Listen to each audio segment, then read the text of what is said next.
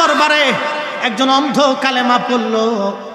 পৃথ্বীরাজের রাজ দরবারে চাকরি করত। এই অন্ধ কর্মচারীকে পৃথ্বীরাজ তাড়িয়ে দিল রাজ দরবার থেকে। অন্ধ এসে খাজার দরবারে এসে অভিযোগ জানালো, হুজুর কালেমা পড়ার কারণে পৃথ্বীরাজ রাজ দরবার থেকে তাড়িয়ে দিয়েছে। হুজুর আপনি তো আল্লাহর ওলি, অভিভাবক আপনি আমার, পৃথ্বীরাজের কাছে আপনি একটা চিঠি পাঠান, পৃথ্বীরাজ যাতে আমার চাকরি ফিরাইয়া দেয়। খাজা আজমিরি চিঠির মধ্যে লেখলো, ও পৃথ্বীরাজ আমি একজন মুসলমান ফকির খাজা আজমিরি বলতেছি, আপনাকে অনুরোধ করি, আমার এই মুসলমান আমার মুরিদ সে অন্ধ গরিব মানুষ, চাকরি না থাকলে বাচ্চারা না খেয়ে থাকবে, আপনি তার চাকরিটা পুনরায় বহাল করে দেন। পৃথ্বীরাজ চিঠি লেখলো, কোনো মুসলমানের চাকরি আমার রাজ দরবারে হবে না। খাজার চিঠিখানা পৃথ্বীরাজ টেনে টেনে ছিঁড়ে ফেললো। খাজার মনে বড় কষ্ট লাগলো। খাজা আল্লাহর দরবারে হাত তুলে বলেন, আল্লাহ রাজত্ব শেষ। রব্বে করিম বলেন, হ্যাঁ পৃথ্বীরাজের রাজত্ব শেষ।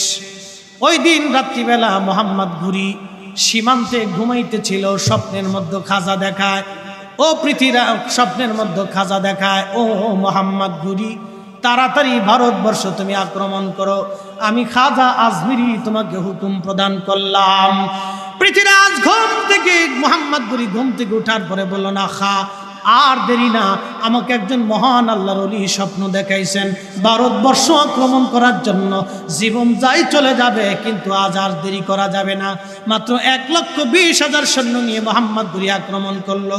3 লক্ষ সৈন্য দিয়েও পৃথ্বীরাজ যুদ্ধের ময়দানে টিকতে পারে নাই। খাজা আজমির থেকে একটা ধুলি নিক্ষেপ করেছিল, বিসমিল্লাহি আল্লাহু আকবার বলে এই ধুলিখানা মেরেছিল আজমির থেকে। ধুলিবালি যায় পড়েছিল পানিপথ প্রান্তরে 100 মাইল দূরে। একবার জোরে বলা যাবে আল্লাহু আকবার। এই আওয়াজ তুলে বলেন, পাওয়ার আছে না নাই? ইসলাম এসেছে আল্লাহর ওলিদেরকে দিয়ে, কথা বলে ঠিক না বেটে? যাকে খুশি আমি আল্লাহ বাদশা বানাই, যার কাছ থেকে খুশি আমি আল্লাহ বাদশা ছিনাই নেই। বাজানো তুরস্কের মধ্যে ভূমিকম্প হলো। এই ভূমিকম্পের নাড়া দেওয়ার পরে কত কোটি টাকার মালিক ফকির হয়ে গেছে। কি কথা কর না কেন? বহু কোটি টাকার মালিককে আল্লাহ ফকির বানাই দিলেন, শুধু আল্লাহ ঝাঁকি মারছে। ইন্দোনেশিয়ার সুনামি হলো, 2 লক্ষ মানুষ মারা গেল। আল্লাহ কোরআনে বললেন, ওয়াইদাল বিহারু ফুজ্জিরাত, আমি সমুদ্রকে উদ্দোলিত করে দিব। সমুদ্রের নিচে আল্লাহ ভূমিকম্প ছেড়ে দিলেন। সারা সমুদ্রের পানিগুলি ইন্দোনেশিয়ার উপর আঘাত করলো।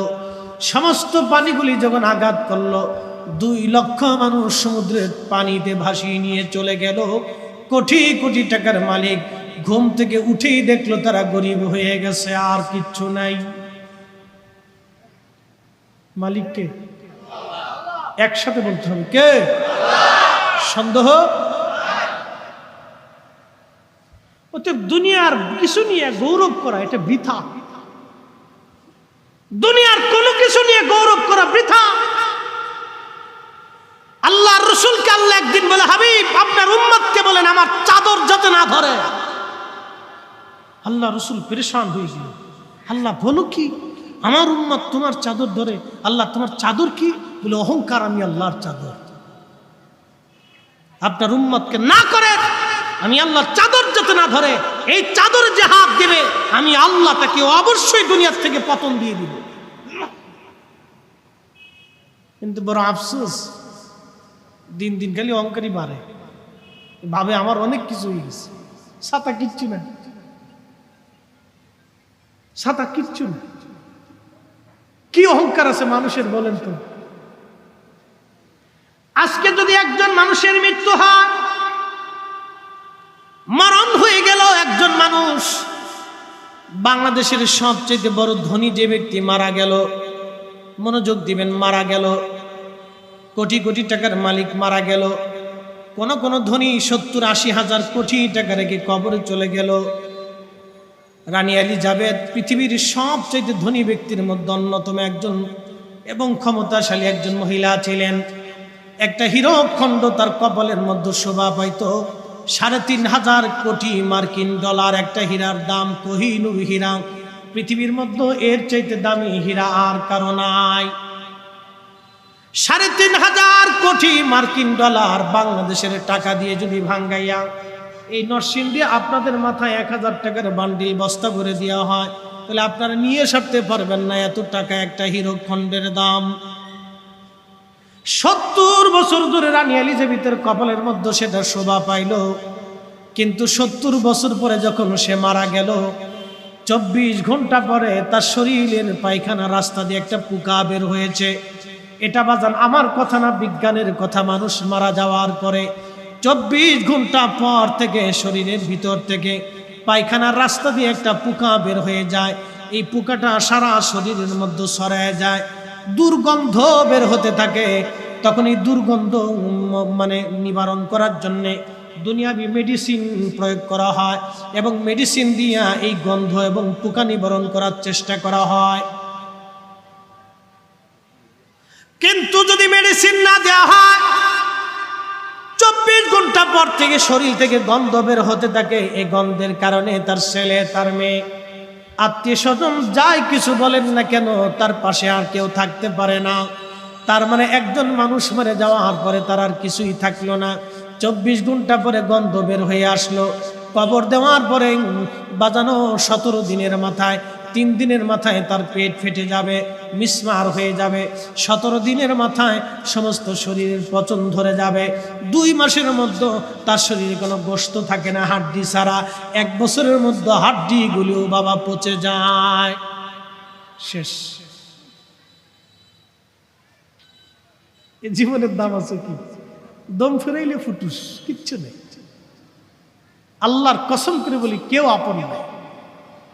দম ফুরাইলে কবরে আপনার কেউ আপন নাই। যিনি আপন তিনি নবী, যিনি দেখতে আসবে তিনি নবী, কঠিন ওই সময় আপনার পাশে যিনি আসবে তিনি নবী। গোলামি করলে নবীর গোলামি করতে হবে, ভালোবাসলে নবীর আহলে বাইতকে ভালোবেসে যেতে হবে। কথা বলেন ঠিক কিনা?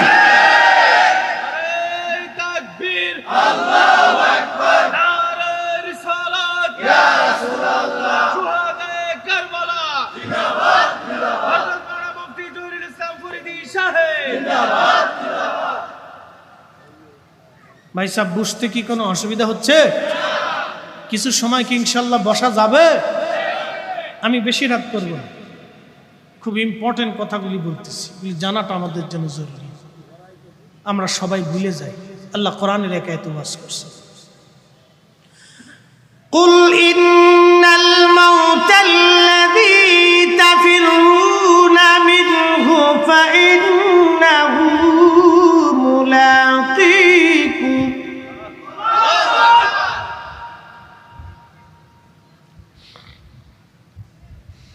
সুম্মা তুরাদ্দুনা ইলা আলিমিল গায়বি ওয়াশ-শাহাদাত।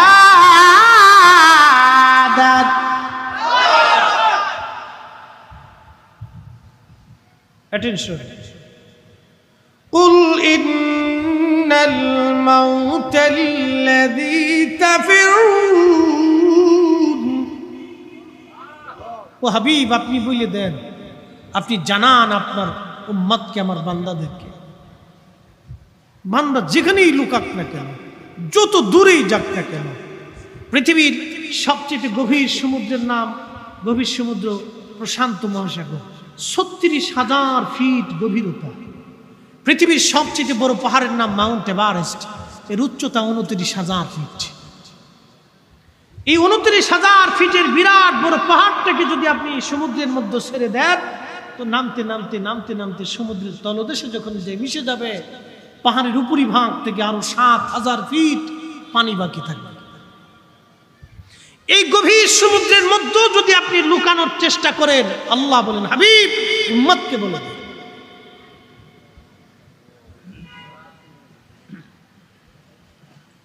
উম্মতকে বলেন, মরণ তার সাথে মুলাকাত করবে, আজরাইল তার সাথে দেখা করবে। একসাথে বলা যাবে আল্লাহু আকবার। এই ক্ষমতার একমাত্র মালিক কে? একমাত্র মালিক আল্লাহ। فأنبئكم بما كنتم تعملون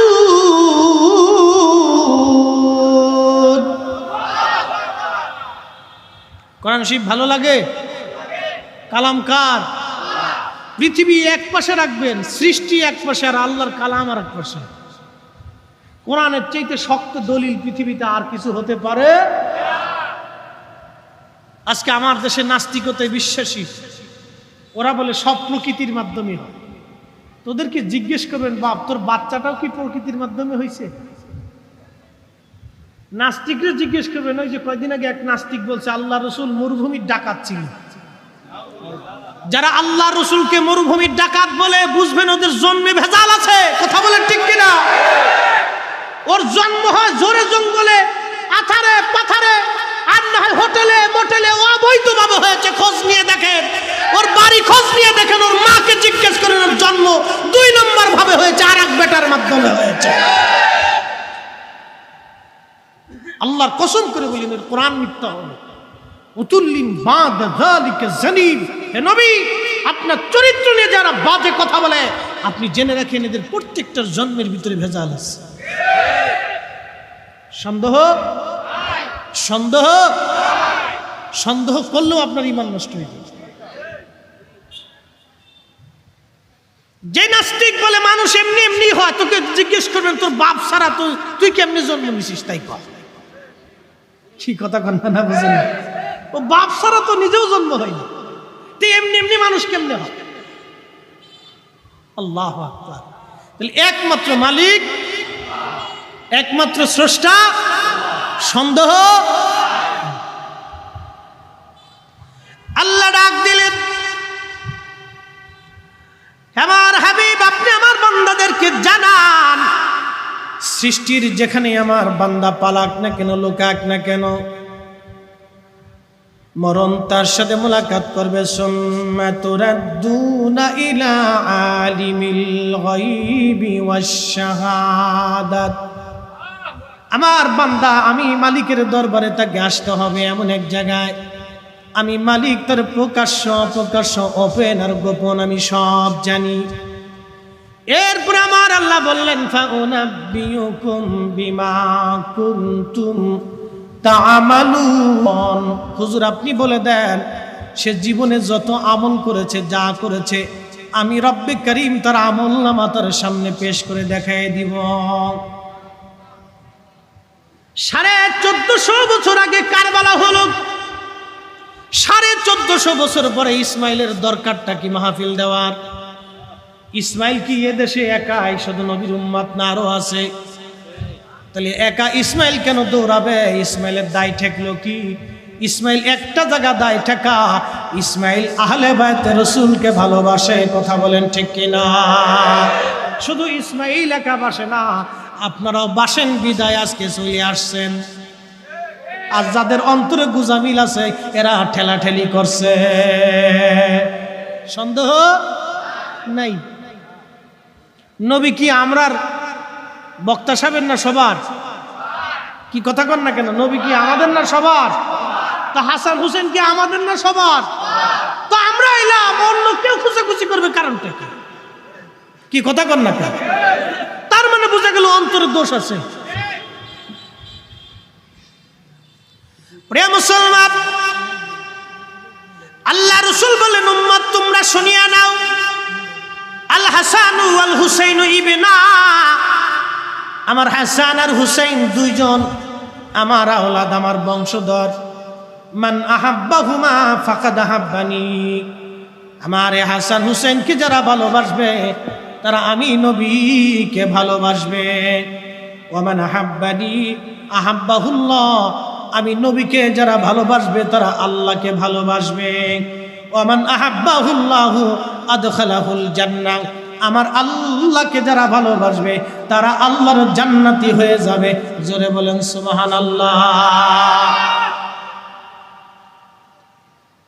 হাসান হুসেনকে ভালোবাসতে কি রাসূলুল্লাহ শুধু সাহাবীদেরকে বলছে না, সবাইকে বলছে? এখানে যে পীরের মুরিদ হন, যেই বংশের ছেলে হন, যেই এলাকার লোক হন, যেই রাজনীতির ব্যক্তিত্ব হন, যে রাজনীতির অনুসারী হন, ও রাজনীতির সাথে আপনার কাছে, ও বংশ আপনার কাছে, ও গোষ্ঠীও আপনার কাছে, কোন মাদ্রাসায় পড়ছেন ওটা আপনার কাছে, কোন কলেজে পড়ছেন ওটা আপনার কাছে, আপনি কালা না ধলা না, শিক্ষিত না অশিক্ষিত, মূর্খ না দিনওয়ালা ভ্যানওয়ালা রিক্সাওয়ালা দিনমজুর কোটিপতি, ওটা আপনার কাছে। মুসলমান হিসেবে, নবীর উম্মত হিসেবে আওলাদ রাসূলকে ভালোবাসতেই হবে। কথা বলেন ঠিক না বেঠিক? এক কথাই শেষ, বাকি যুগি নেই। যদি বলেন আমি রাসূলের উম্মত, তো ভালোবাসতে হবে। আর যদি বলেন না আপনি ইয়াজিদের উম্মত, তো চলে যান। কি কথা কন না? খারাপ বলছে? যদি কন না আপনি ইয়াজিদের উম্মত, তো চলে যান। ও কিয়ামতের ময়দানে ইয়াজিদের কাছ থেকে সুপারিশ নিয়ে নেবেন, আর আমরা আমাদের রাসূলের কাছ থেকে সুপারিশ চাইয়ে নিব। কষ্ট হইতেছে? রাত ভরে দলিল দেওয়া লাগবে, রাত ভরে দলিল লাগবে। ওয়াজ করলে কি লাভ, শুনলে কি লাভ? লাভ হবে তার আমলে, আমলেও লাভ হবে না নবী প্রেম না থাকলে দিলে। নবী প্রেম থাকলে দিলে লাভ হবে কম আমলে। সুপারিশ করবেন নবী রোজ হাসরের ময়দানে। জ্ঞানী যারা বুঝে তারা শুধু ইশারায়, নাদানেরে বুঝাইতে পারে আছে কে কোথায়। জ্ঞানীর মতো জ্ঞানী হলে অল্প কথাই বুঝে, কচুর মতো কচু হলে অল্প জালে সিজে। কথা বলেন ঠিক কিনা? হ্যাঁ নরসিংদীবাসী, মাইকের আওয়াজ যত দূরে যায়, নরসিংদীর মুসলমান, ভেলানগরের মুসলমান, এই অঞ্চলে শহরে হাজার হাজার মানুষ, হাজার হাজার মানুষ দাওয়াত পাইছে, কিন্তু হাজার হাজার মানুষই সামিয়ানার নিচে আজ আসতে পারে নাই। ইমাম হুসাইন যেদিন কারবালায় ছিলেন, সেদিন উনার সঙ্গে ছিল মাত্র ৭২ জন, আর ইয়াজিদের পক্ষে ছিল ২২,০০০। সেদিন ইমাম হুসাইনের পক্ষেও কিন্তু মানুষ ছিল না। তাই বলে এটা না ইমাম হুসাইন বেহকের উপরে ছিল, তাই মানে এটা না ইয়াজিদের দলে লোক ছিল বিষয় ইয়াজিদ বেশি জান্নাতি, ইমাম হুসাইনের পক্ষে লোক নাই বিদায় ইমাম হুসাইন জাহান্নামী, বিষয়টা এরকম না। যুবকরে, জান্নাতে যদি যাইতে চাও, ইমাম হাসান হুসাইনের সিগনেচার লাগবে। আপনি ঠিক বললেও ঠিক, ও সাতার না ঠিক বললেও ঠিক, কারণ আপনার আমার ঠিক আর বেঠিক দিয়া ইমাম হাসান হুসাইন জান্নাতের যুবকদের সর্দার হয় নাই। উনাদেরকে জান্নাতের যুবকদের সর্দার কিন্তু আল্লাহ কর্তৃক নির্বাচিত। উনরা যখন ছোট ছিল, দুনিয়াতে ছিল, তখনই নবী বলে গেছে এরা 2 জন জান্নাতের যুবকদের সর্দার। তার মানে এরাও দুনিয়ার থেকে জান্নাতের সার্টিফিকেট নিয়ে গেছে। কি কথা কোন ঠিক কিনা? আর ফাতেমা সম্পর্কে নবী বলছেন ফাতিমাতুন সাইয়্যিদাতুন নিসাই আহলিল জান্নাহ, রাওয়াহুল বুখারী। নবী বলেছেন উম্মত তোমরা শুনে রাখো, জাইনা রাখো, আমার এই কলিজার টুকরা, আমার ফাতেমা, আমার কলিজার একটা অংশ, আমার এই ফাতেমা হলো পৃথিবীর সৃষ্টি সমস্ত নারীদের, জান্নাতি নারীদের সাইয়্যিদিনী সর্দারি। এ কথা আমরা ভোট দিয়ে বানাই নাই, আল্লাহ নিজে নির্বাচন করছে। অতএব জান্নাতে যাইতে হলে রাসূলের পরিবারের এই মাধ্যম ছাড়া, কদম ছাড়া আর সিগনেচার ছাড়া নসিবে হবেন না। কিন্তু কি কথা কন না কেন? নসিবে হবেন না। বলতে অনেকে ভাবে যে আমি নামাজ দিয়ে জান্নাতে চলে যাব। নামাজ দিয়ে যাবেন ঠিক আছে, নামাজ পড়বেন এটা ঠিক আছে, কিন্তু মনে রাখবেন কিয়ামতের ময়দানে রাসূলের দরকার। ঠিক আসতে হবে না জোরে হবে?